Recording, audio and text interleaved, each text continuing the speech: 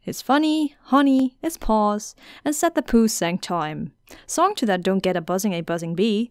He climbed, and I began to down that buzzing, and as I wonder like that I know of his bee.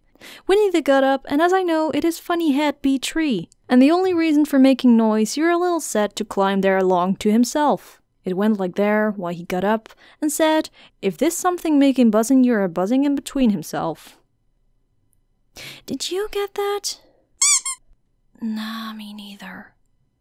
And that is how I felt growing up learning English. Bye!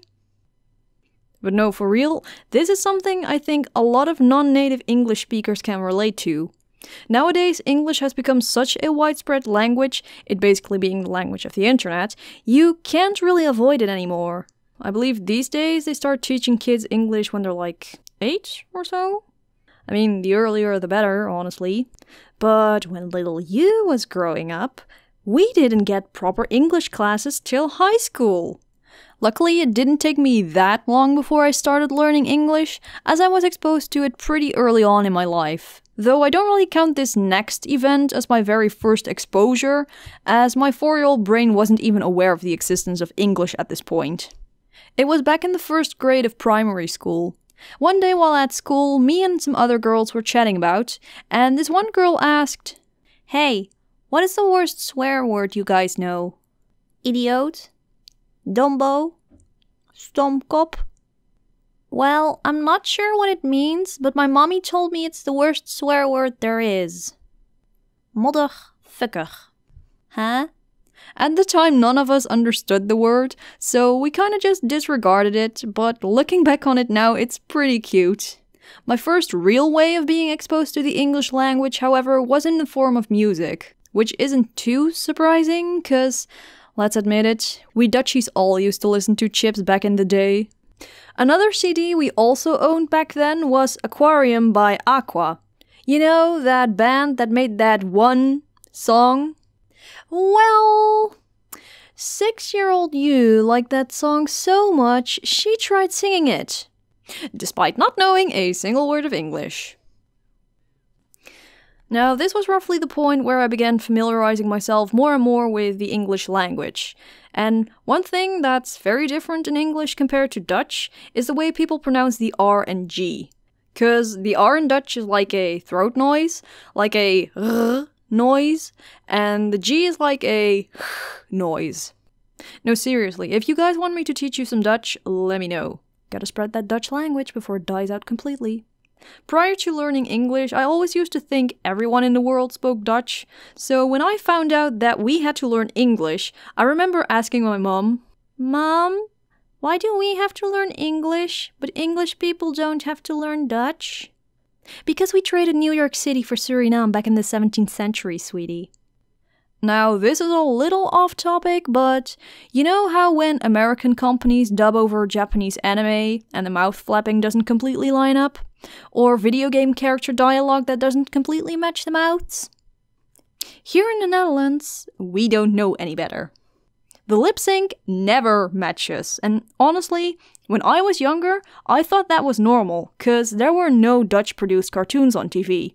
So none of the lip sync ever matched to begin with. Everything was imported from America and then dubbed in Dutch.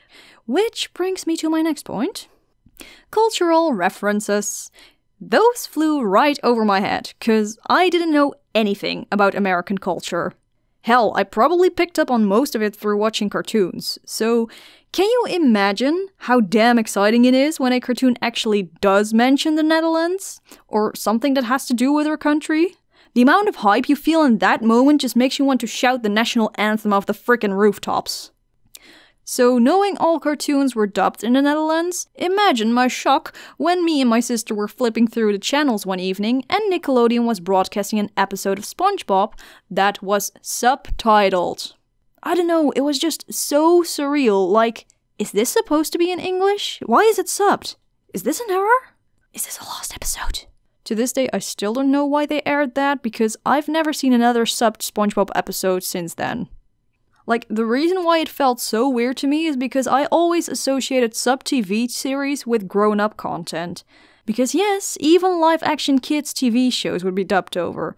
I only really started being able to properly understand English by the time I was like 10 or so, which is part of the reason why I didn't really grow up with any classic video games that required you to read lots of dialogue, because those never got translated to Dutch.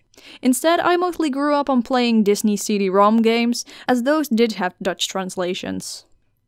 By the time I got to high school, I already knew some English thanks to some prior online interactions, but my English was still rather rough in terms of vocabulary, so the English classes did help me out quite a bit. In the end, though, I still gained most of my experience with the English language thanks to interacting with the online Sonic community, as cringy as that might sound. Because right off the bat, when I first joined DeviantArt, I noticed everything was in English, meaning you also had to communicate using English. And honestly, talking to so many other artists during that time helped me improve my English so much. Not always for the better, that is. But overall, I'm very glad about the whole experience to this day, as interacting with natives increased my English skills a lot. As of current, I'd say my English is quite decent, though you can clearly hear I'm not a native English speaker in terms of accent. And to be fair, I'd hate to lose that accent, because as fond as I might be of the English language, I'm still a Dutchie at heart.